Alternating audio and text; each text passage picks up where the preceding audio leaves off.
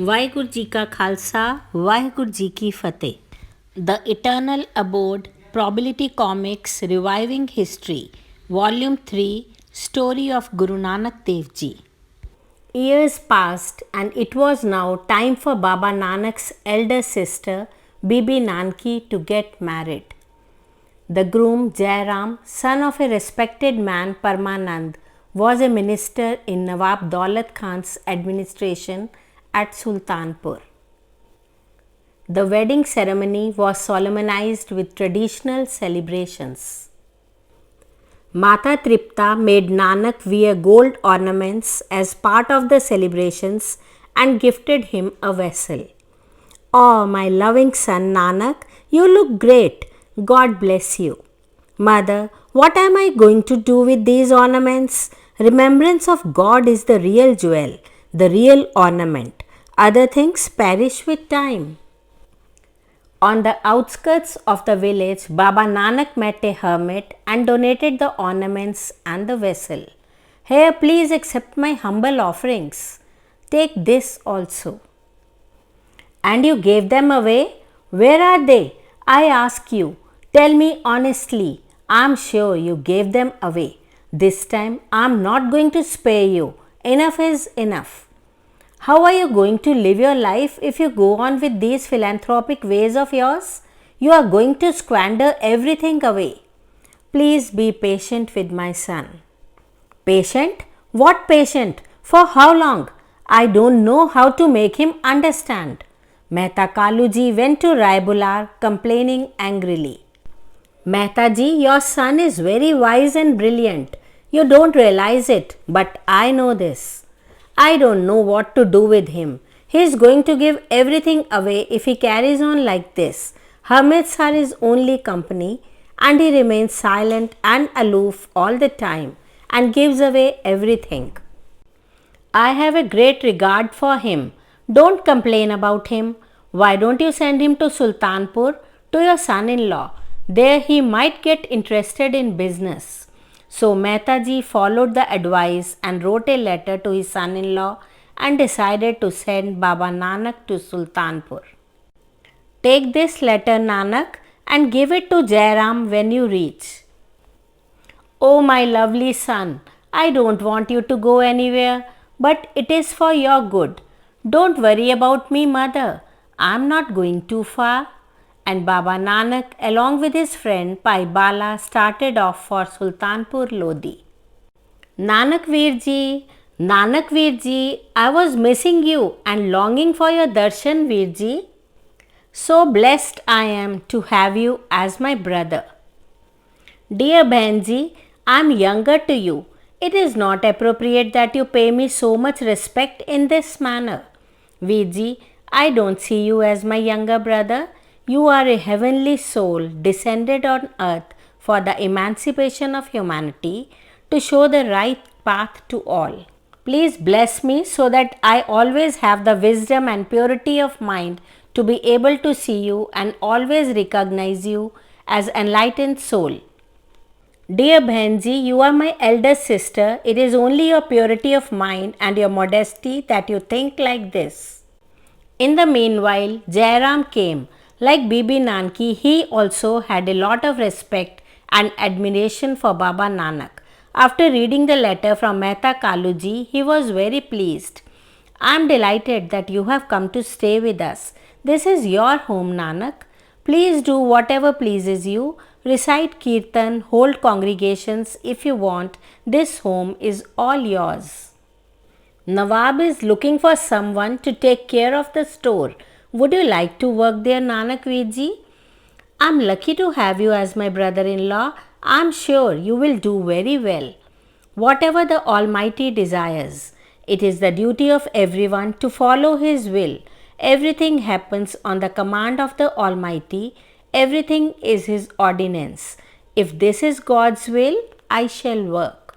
Knowing that there was a vacancy for the storekeeper at the store, Jairam took Baba Nanak to Nawab to request for the job. Nawab Sahib, he is my brother-in-law, Nanak ji. He has good knowledge of accounts and Persian. Oh, that's great. He is perfect person to take care of the Modi Khana then. You are appointed. Modi Khana was a big store where farmers used to deposit part of the produce as tax. Storekeeper's duty was to send the accumulated grain to the army kitchen, sell the surplus and deposit the earnings in government treasury. Soon Baba Nanak began his work at Sultanpur. He would take bath in Vaiya river every morning at the dawn, singing praises of the Lord, followed by his routine at the Modi Khana. At Modi Khana, Baba Nanak was always fair in his dealings.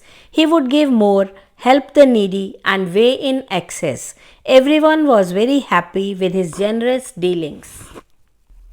Have you been to the Modi Khana of late? The new person there, Baba Nanak, is very kind and generous. Oh yes, he gave me some commodities for free when I needed. Very nice person indeed. Business started soaring.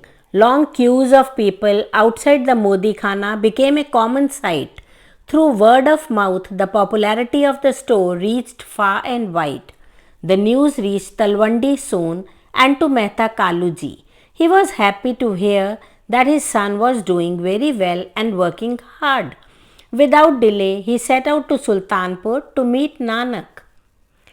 After inquiring about Nanak's health and happiness, Mehtaji asked him about business. So, how much have you earned so far, son? And how much have you saved? You must save for your future. The Almighty takes care of all. The mind, body, and soul belongs to Him, and wealth is best utilized when spent in His service. Baba Nanak had saved no money. Whatever he earned, he would distribute it amongst the needy. Realizing that son Nanak wouldn't give up his generosity, he left to meet daughter and son-in-law, hoping they can explain Nanak. I met Nanak. He is not saving anything for his future. I tried, but you two also keep on advising him about saving his earnings. Now I must leave. Please don't worry about him. We will take care. After meeting everyone, Mehta Kalu went back to Talwandi. It is Nanak's money actually, and that too he is helping others with it and not doing anything wrong with it. But I shall try talking to him once. One day, a slander came to Jairam and started maligning Guru Nanak. He told Jairam that Guru Nanak was distributing ration for free and store will go empty soon. Treasury will go bankrupt soon if Guru Nanak keeps on helping others with state's goods. You will be answerable to Nawab. You are the one who referred him for the job. Oh God, Nawab is a strict man. If all this is true, it will create a trouble for everyone. I must talk to Nanak about it. When Jairam inquired about business from Baba Nanak, he understood Jairam's concerns. So Nanak Viji, how's the business going on? Great, by God's grace. But it's been quite some time working at store now. It's opportune time for auditing and accounts. Auditing was done by Nawab's accountants. It was concluded that the store was in profit and Nawab owed some money to Baba Nanak. I am greatly impressed with your work, Nanakji. Here's your money and there's some more amount for you to stock additional ration at the store. We are delighted to have you managing the store. Baba Nanak kept on helping the poor and the needy, remembering Lord's name all the time. All belongs to you, O Lord. Yours, O Lord. Yours, yours. Baba Nanak continued his work at the store as usual. You know, Nanak keeps giving ration to people for free. He is going to run the treasury empty. Baba Nanak kept working at the store in the same generous manner. Every time accounting was done, the store was in profit and the Nawab always owed money to Baba Nanak. It's amazing how Baba Nanak manages to keep the store in profits despite such generous offerings and philanthropic work by him. Amazing. Baba Nanak ji, how do you manage this fiat? You give away everything in excess and yet all is in profit? It is the Almighty Lord who manages and takes care of us. All we need to do is pray. and remember him always. We must follow his will and thank him for whatever he gives, wherever he keeps us. Some more time passed. Baba Nanak kept on working at Sultanpur. Realizing that Baba Nanak was well settled, Jairam arranged Baba Nanak's engagement with Sulakshmi Devi. Sulakshmi Devi was the daughter of Moolchand Brahmin of Randhawa village. News about Baba Nanak's engagement with Sulakshmi Devi was sent to Talwandi. As soon as Mehta Kaluji received the letter of fixing of son Nanak's engagement, his happiness knew no bounds. He immediately ran to Mata Tripta Ji and then to Raibula to share the happy news. All the relatives were informed and they congregated without delay to celebrate the happy occasion. All members of the family, relatives, and friends reached Sultanpur for the engagement ceremony. The rituals were performed and it was decided that marriage shall take place within a year. A year passed with Baba Nanak working at the store and wedding was celebrated with all pomp and ceremony. Another year passed and a son was born to Baba Nanak and Sulakshmi Devi. He was named Siri Chand. One day Nanak was working as usual when a man came and bowed at his feet. "Who are you, dear? Why have you come to me? And why are you bowing to me?" "You know everything, Guruji, but because you have asked, I must answer. I am Bhagirath, worshipper of a goddess. After a long time of worship, the goddess finally appeared and answered my prayers. You shall get all you want, but you have to see Guru Nanak. Go to him at Sultanpur. She blessed me and asked me to come to you. O dispeller of darkness, you have descended on the earth to preach mankind and save this world. Please take me into your service." Guru Nanak was impressed by his devotion and accepted his request. From then on, Bhagirath became a devout follower and started serving Guru Nanak with utmost devotion. One day, Bhai Mardana came to see Guru Nanak. "Bhai Bhagirath, Mardana has come. He needs help regarding his daughter's wedding. Note all his needs, go to Lahore and get everything. Stay there for one night only and then come back." Bhai Bhagirath noted all the things Mardana needed and left for Lahore with the required money. It was evening when he reached Lahore and went to a shop owned by a man named Mansukh. "Here is the list of things, Bhai Mansukh. Please arrange for them as soon as possible." "Fine, you go and take rest for the night. Collect everything tomorrow morning. You will get wedding bangles in a few days." "A few days? Why? What happened?" "No, I cannot stay. I have to go back tomorrow." "Why? What is so urgent?" "My Guru told me to stay only one night. I cannot disobey the Guru and let my life go wasted." "Life go wasted? Disobeying your Guru would waste your life." "Who's such a Guru that disobeying him wastes your life?" "Guru Nanak. Once you meet him, you will understand that budging from Guru's words wastes your life." "Really? Is the Guru like that? I want to see him. If he is the way you describe him, then I will also become his devotee like you. Let me arrange for all the required things by tonight, then I'll come along with you in the morning." "Great. That's the best thing anyone can do to oneself coming under aegis of true Guru." The next morning saw them moving to Sultanpur. "We are about to reach now, there across that hillock." When they reached, Guru Nanak was waiting for both of them. "Welcome back, Bhai Bhagirath.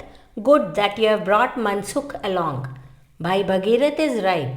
I am fortunate to meet Guru Nanak. My mind is at once at peace just by looking at him.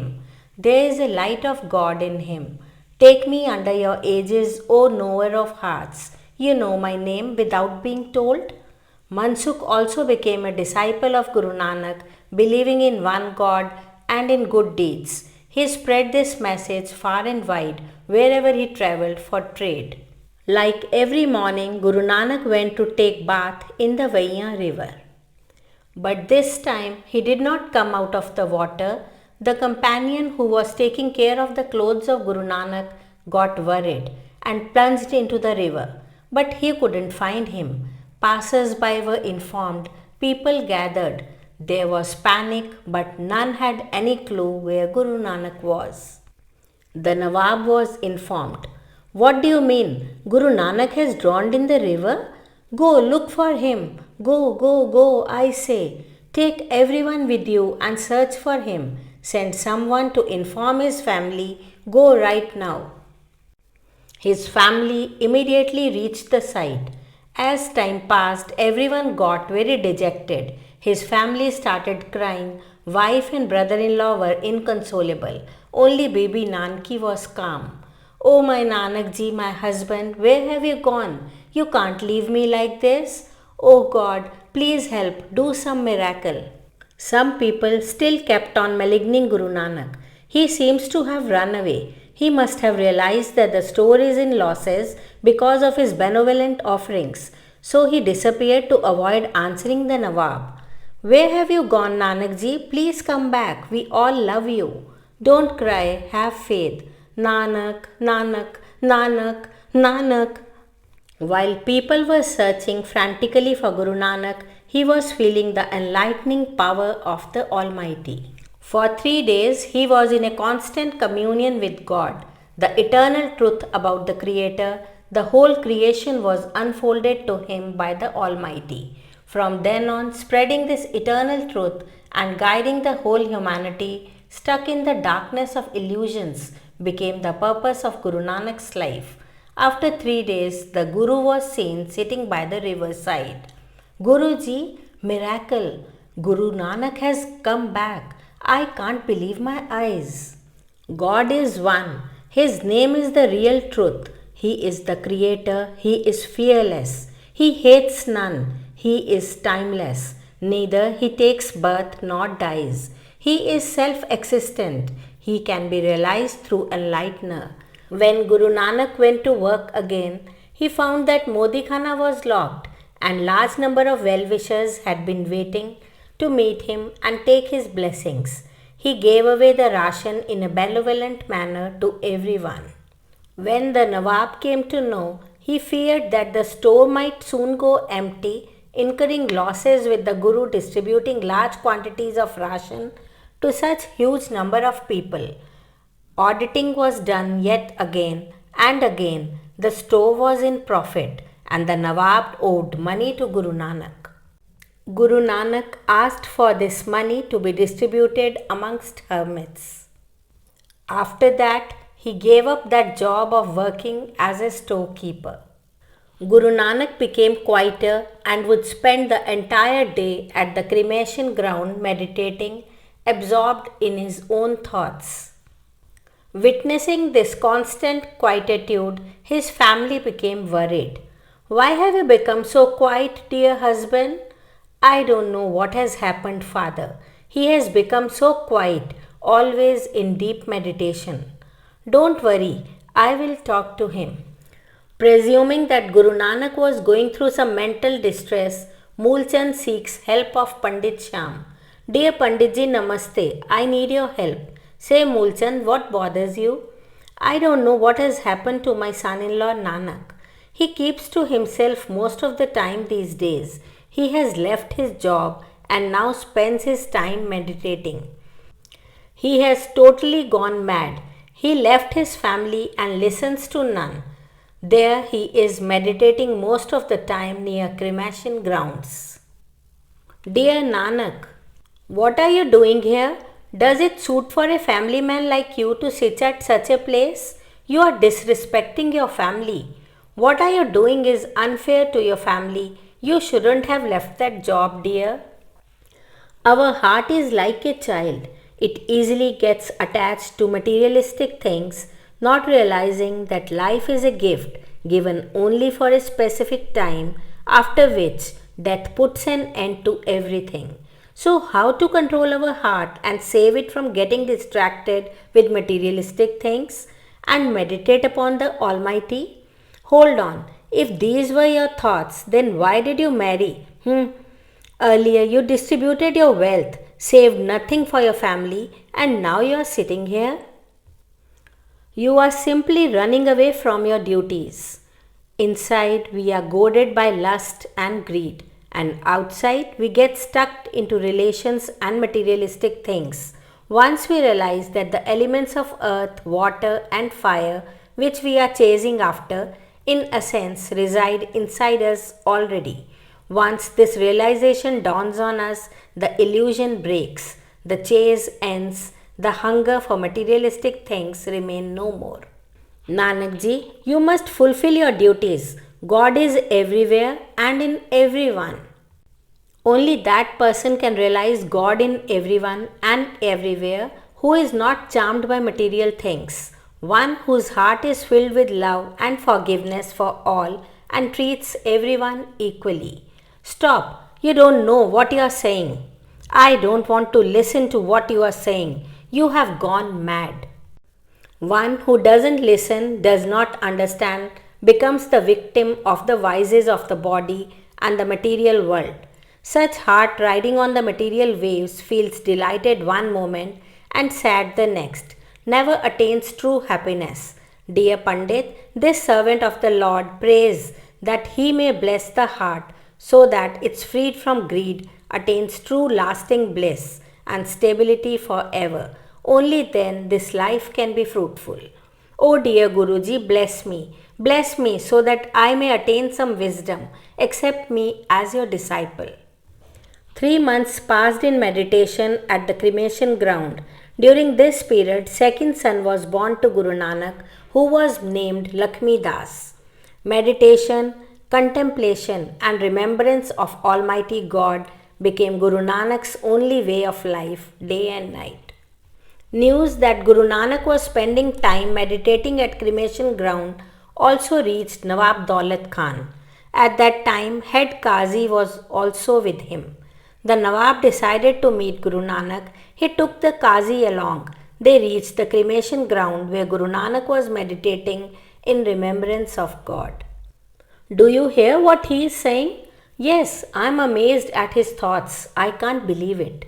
In this world, nobody is a Hindu or a Muslim. All are created by one God. The same light that created this whole creation pervades all creation. In the God's court, all will be adjudged according to their deeds. O Nanak, if you don't feel any difference between Hindu and Muslim, then come with us to the mosque and perform a prayer with us. God is one. On Nawab's request, Guru Nanak goes to the mosque to pray. One God.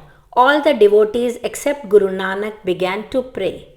The prayer is over, Nanak ji. Why were you not praying with us while we were performing the prayer? With whom should I have joined the prayer? The Nawab's mind was in Kandhar purchasing horses despite his body being here. If my mind wasn't here, then you should have joined the Qazi. Dear Nawab, Qazi's mind was taking care of the newly born calf at home. My God, how do you know? Nawab Sahab, Nanak ji is telling the truth. My mare has given birth to a calf this morning.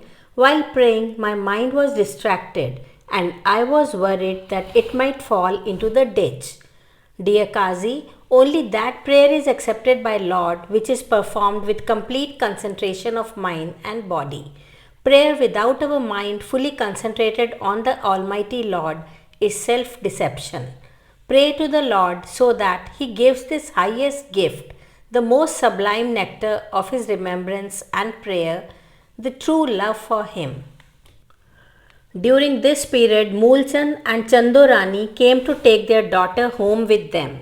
Please allow sister-in-law to stay. I'll take care of her and both my nephews. Please let her stay.